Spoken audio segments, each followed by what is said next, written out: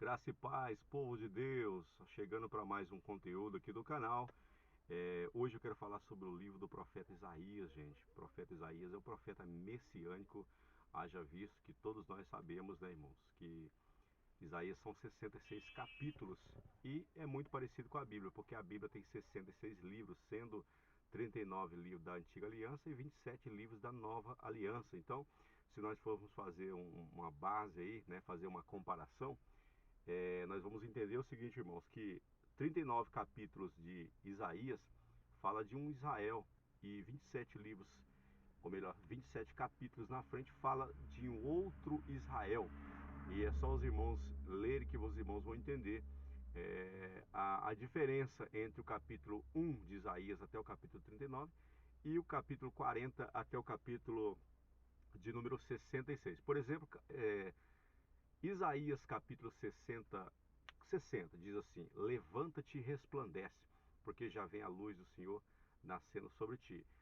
Se vocês voltarem no capítulo 39, você vai ver Deus falando para Isaías, falando para Israel: ai de vocês, nação rebelde, ai de vocês, casa rebelde, vocês que fazem as suas reuniões solenes, eu vou dar as costas para vocês, eu não quero mais ouvir a oração de vocês, porque vocês só me servem com os lábios, mas com os lábios e a boca, mas o coração de vocês estão longe de mim. Então, chega de dogma, chega de religiosidade, porque eu não quero mais. Eu vou vir, a Bíblia diz: eu vou virar as costas para você. Lê capítulo 29, e versículo, se eu não me engano, 6 ou 7, vai dizer: eu não quero mais saber das orações de vocês. E você chega de tradição, chega de dogma, chega de liturgia.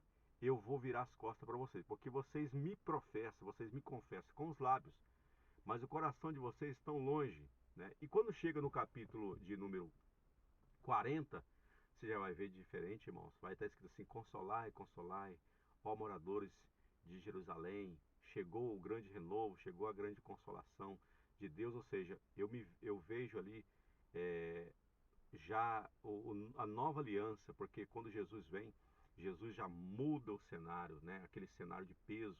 Haja visto que de Malaquias, que foi o último profeta, o profeta do Antigo Testamento, houve 400 anos de que a gente chama de período interbíblico, 400 anos que Deus se calou para o povo. Deus não falava mais com o povo, né? Os irmãos sabem disso.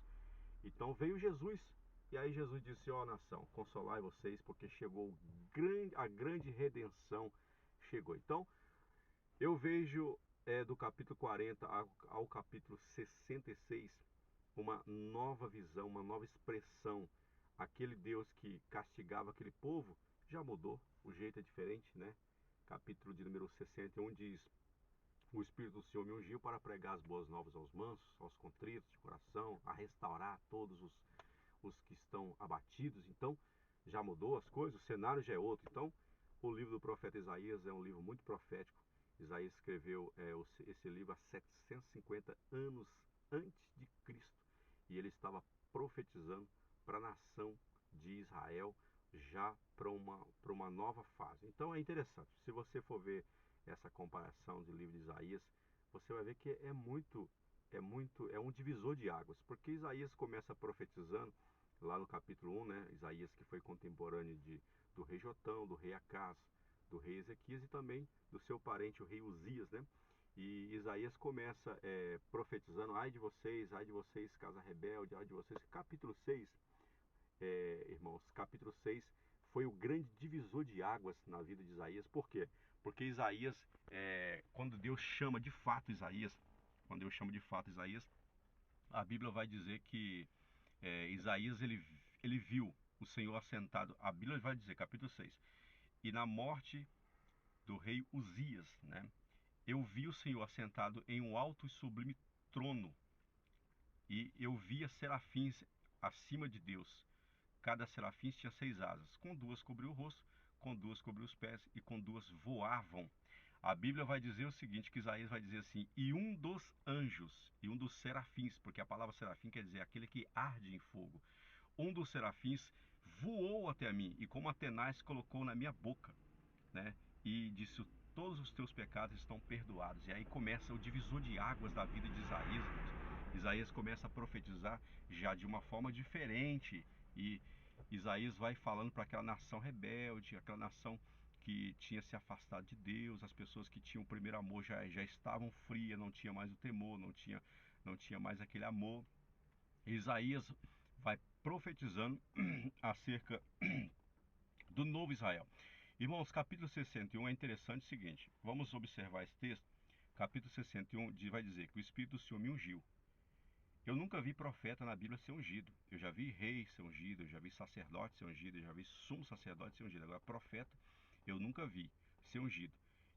Mas quando o serafim vem com Atenais na boca dele, tenaz não é para unção. Unção é na cabeça. Unção é na cabeça. Né? Eu nunca vi ninguém ser ungido na boca. Mas esse texto, irmãos, quando você vai ver lá no livro de Lucas, capítulo de número 6, versículo de número 7, se eu não me engano, né, Felipe? Ele conta comigo aqui porque é um podcast, é como se fosse um podcast, né? Vai participar comigo. Com certeza, meus amigos. Ouçam esse rapaz aqui, é muito bom. É bem assim. Então, Felipão, o que acontece? Quando chega no capítulo 6, deixa eu te falar. Capítulo 6, a Bíblia vai dizer o seguinte, que... Perdão, irmãos. Capítulo... O Felipe aqui do podcast me tirou minha concentração. Capítulo 6 de Lucas vai dizer que Jesus chega na sinagoga, Felipe. E quando ele chega na sinagoga, ele deram um livro para ele ler. Um pergaminho, né? Ou deram um livro para ele ler.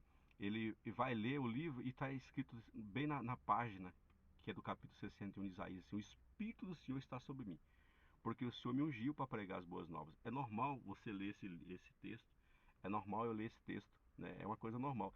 Só que quando Jesus leu, todo mundo ficava olhando para ele. O Espírito do Senhor está sobre mim, porque o Senhor me ungiu para pregar as boas novas aos mansos, aos contritos de coração. Tudo bem, está normal, é uma leitura. Só que quando Jesus encerra essa leitura, Felipe, ele diz o seguinte: essa palavra foi cumprida. Hoje foi cumprida. Aí eles ficaram bravos com Jesus. Por quê?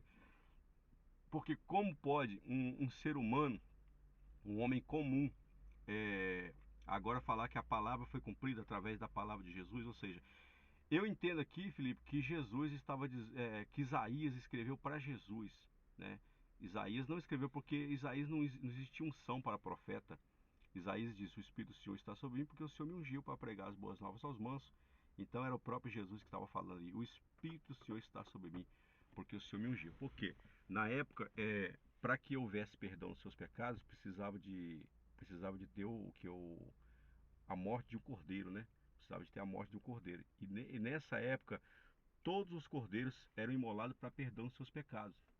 Só que aí, irmãos, Jesus chega e Jesus é cordeiro e ele é sumo sacerdote. Para pudesse imolar um cordeiro, Felipe, precisava de um sumo sacerdote. Jesus se faz cordeiro e se faz sumo sacerdote. Ele morre para a remissão de pecados. Então, agora não precisa mais passar pelo tabernáculo. Agora não precisa mais ir para o lugar santo.